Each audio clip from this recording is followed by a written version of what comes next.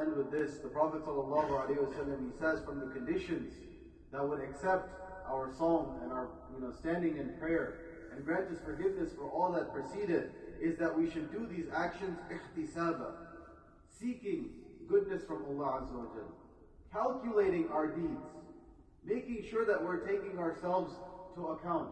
As Umar radiallahu anhu, he says, حَاسِبُوا أَنفُسَكُمْ قَبْلَ أَن تُحَاسَبُوا. There will come a day, there will come a time when we do not have a choice. We will be dragged into Jahannam, the gates, or we will be taken to Jannah and its gates. But everything we have done in this dunya, the moment until كُلُّ نَفْسٍ ذَائِقَةُ الْمَوْتِ, until we pass away and our day of judgment starts, this is our time to take ourselves into account. Because after that, the angels will be taking our account. We will no longer have a say in the matter. We will be just given our books in one hand or the other. The deadline will be gone and there is no late assignments that will be due. Nobody will be allowed to come back into this dunya. The kafir would say, يَقُولُ يَا لَيْتَنِي كُنْتُ تُرَابًا. The person who disbelieved and turned away from Allah would wish on that day that he was dust.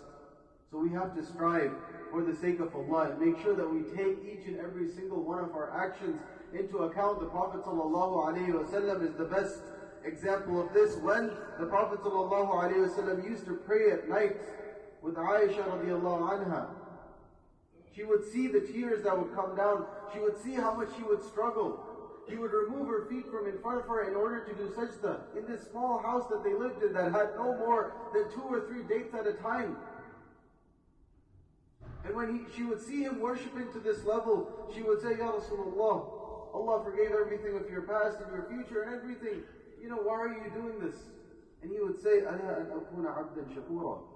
Should I not be a humble, grateful servant to Allah Azza wa Jalla? The fact that Allah has forgiven me for all of these things, and the fact that Allah has taken care of me for everything, and the fact that Allah has blessed me with everything that He has blessed me with, does that not make me somebody who should be more grateful to Allah Azza wa Jalla? What is our sentiment? What is our mentality today? Living in the West, we have a lot of tests, and we have a lot of trials, and we have a lot of challenges, and they require perseverance, and they require strength, and they require constantly sticking to the masajid, to the jama'ah, to the community, to the Quran. But also along with that, Allah has given us many blessings. He has given us the ability to come to the masjid, to pray to Him, to turn to Him, to do dua to Him, to pray tarawih with Him. In most countries in the Muslim world, even today, tarawih is banned over half an hour. I'tikaf is banned. In many places you have people that are saying that the masajid are not hotels, you should do i'tikaf in your house. When in fact the Prophet ﷺ said that the right of the masjid is that you do i'tikaf in it. And a masjid that does not have i'tikaf is one that if the community does not have it, then it is one that loses part of its barakah. And yet throughout the Muslim world, that's not available, but it is available to us.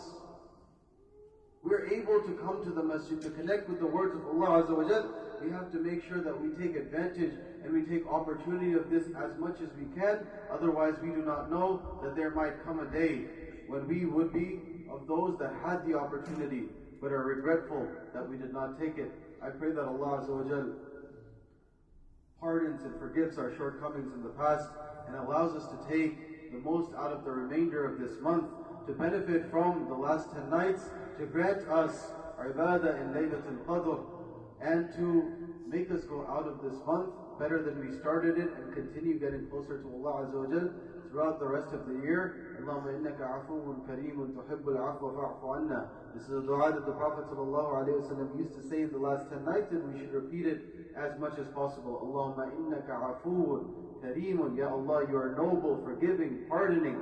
Innaka afuwun kareemun tuhibbul afwa. You love pardoning. Fa'fu anna. So pardon us on these last 10 nights. ربنا آتنا في الدنيا حسنة وفي الآخرة حسنة وقنا عذاب النار. ربنا لا تزغ قلوبنا بعد إذ هديتنا وهب لنا من لدنك رحمة إنك أنت الوهاب. عباد الله، إن الله يأمر بالعدل والإحسان وإيتاء ذي القربى وينهى عن الفحشاء والمنكر والبغي يعظكم لعلكم تذكرون. اذكروا الله العظيم يذكركم واشكروه يزدكم واستغفروه يغفر لكم واتقوه يجعل لكم من أمركم مخرجا وأقيموا الصلاة.